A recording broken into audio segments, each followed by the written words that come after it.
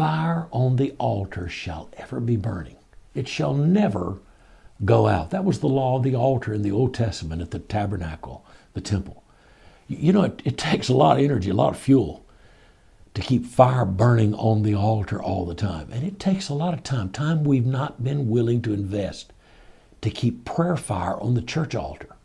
So gradually, we've learned to operate without prayer, without fiery passion, without white-hot hearts, and we're beginning to pay the price for prayerlessness. We have to move beyond crisis praying to churches with an organized prayer ministry. But beyond that, to becoming a praying church with people who live out of the presence of God. Here's what I've learned.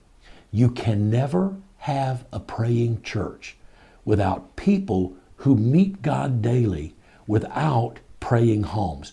And with praying people, you will never have a prayerless church. So the question is, how do you steward prayer fire? Here's what you need. You need a prayer ministry leadership team. And less than 5% of churches have such a team. But before you establish a prayer leadership team, you need a prayer learning team. Many times, pastors think the identification of intercessors constitutes prayer ministry. They will be the prayer leaders. But that's only one aspect of prayer ministry. You want a prayer saturated church out of praying homes. And that is a journey. It's more than a conference, more than a workshop, more than a school of prayer, more than a book you study together. Because what you're trying to do is change the culture of your church. And that means changing the habits of your people. And for that, you need a strategy, you need a map, you need a process. And that's why we created the Praying Church movement and subsequently the Prayer Training Network. It's really simple. Here's what you do. You identify prayer learners from your church willing to be trained.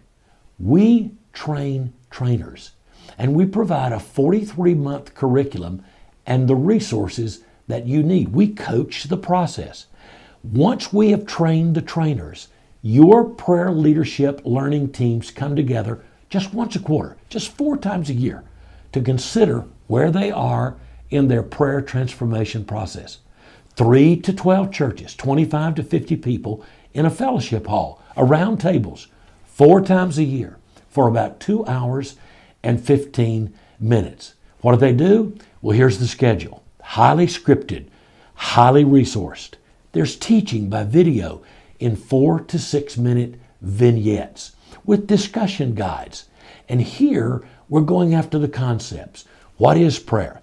Personal prayer, family prayer, the family altar. The church is a house of prayer. Identifying intercessors, prayer evangelism, and more. And then we'll introduce tool time, special plug and pray resources, ideas, dated resources, prayer initiatives that local churches may not know about, 2 to 3 each quarter. And then finally, we'll have a talk it over, take it home segment. This is that practical moment when your prayer leadership team hears from other churches. This is what we did. You can do this. Churches are now teaming, and your prayer leadership team gets just a nudge, asking one another, what can we do in the next 3 to 6 months to further our prayer effort? So you get teaching, training in bite-sized vignettes with discussion. You get fresh prayer tools, plug and pray. You got a talk it over, take it home time for projection for the next 3 to 6 months. All of that tied to critical benchmarks, slow, deliberate, incremental integration of prayer into everything you do. Encouragement, persistence, outside coaching. All you need to know is that you've got a quarterly lifeline available for your prayer leaders who are almost always going to be the first targets in spiritual warfare. You get them to a once a quarter evening meeting.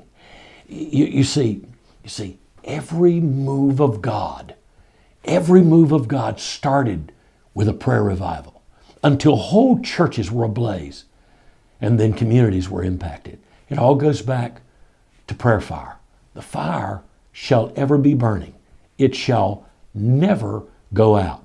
I want to help your congregation catch prayer fire. So we created the Praying Church Movement, the Prayer Trainers Network, and continuing education for prayer leaders. Let's do this. Let's do this together. Let's help our churches become houses of prayer for the nations.